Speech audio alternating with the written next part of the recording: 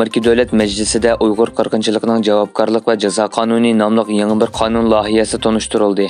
Amerika Davlat Majlisining 2 nafar a'zosi Marco Rubio bilan Jeff Merkley 31-may e'lon qilingan bayonotida garchi Amerika Uyg'ur kishilik huquq siyosati qonuni va Uyg'ur majburiy emgikining oldini olish qonunini ma'qullagan bo'lsa-mu, ammo Xitoy hukumatining Uyg'urlarga qaratayotgan irqiy qirg'inchiligini hali ham to'xtatmaganligini tilga olgan. Ular shu vajidan irqiy qirg'inchilikka chetilgan Xitoy amaldorlarini jazolash doirasini yanada kengaytirish uchun yangi bir qonun loyihasini tanishtirgan. Bu yangi qonun loyihasi hali ham davomlashayotgan Uyg'ur qirg'inchiligida mas'uliyati bo'lgan Xitoy hukumat amaldorlariga qo'yiladigan jazo tadbiri va sayohat cheklamasini kengaytgandan boshqa, Amerika Tashqi ishlar ministrligi va Amerika Xalqaro taraqqiyot organining irqiy qirg'inchilikning ziyonkashligiga uchrag'uvchilarga yordam berishi, ularning Xitoy Kompartiyasining ta'tir tashviqotlariga taqobil turish faoliyatlarini qo'llashini o'z ichiga oladi ekan. Fransiya parlamentida ma'qullangan qarorda Yevropa Ittifoqi Uyg'ur majburiy emgikiga qarshi tadbir olishga chaqirildi.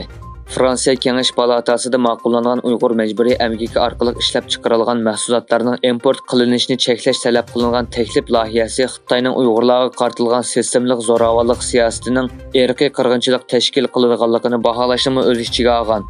Bu taklifga asosan Yevropa parlamenti va Yevropa Ittifoqi kengashining yangi savdo quroli yasab chiqib, Xitoyning Sharqiy Turkistonda majburiy emgak bilan ishlab chiqargan mahsulotlarni import qilishni cheklash nishonlanmoqda. Markaziy axborot idorasining boshlig'i Beijingga maxfiy ziyoratga borgan.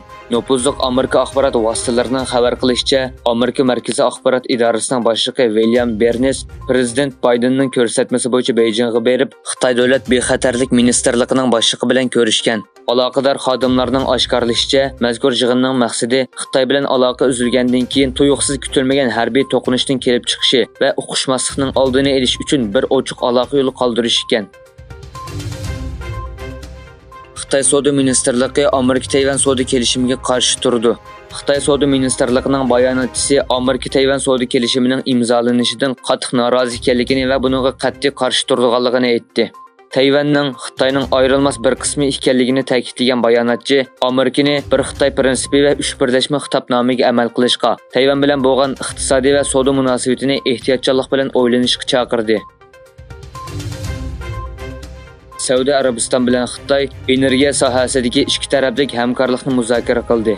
Saudiya Arabiston energiya ministri Abdulaziz bin Salman bin Abdulaziz Xitoy davlatlik energiya idorasining boshlig'i Zhang Jianhua bilan energiya sohasida ikki taraflik hamkorlikni taraqqiy qildirishning mumkinchiligini muzokara qildi. Bin Abdulazizning Zhang va uning hamrohlari bilan poytaxt Riyodda ko'rishganligi bayon qilingan. Sullivan Rossiya va Xitoyni to'sish uchun texnik ko'p yadro qurollariga ehtiyoj yo'q. Sullivan Rossiya va Xitoyni to'sish uchun texnik ko'p yadro qurollariga ehtiyoj yo'q dedi. Amerika davlat bexatarlik maslahatchisi Jek Sullivan Amerikaning ilg'or yadro qurollari iqtidoriga ega ekanligini, Rossiya va Xitoyni to'sish uchun Amerikaning buningdan keyin texnik ko'p yadro qurollariga muhtoj emasligini aytdi.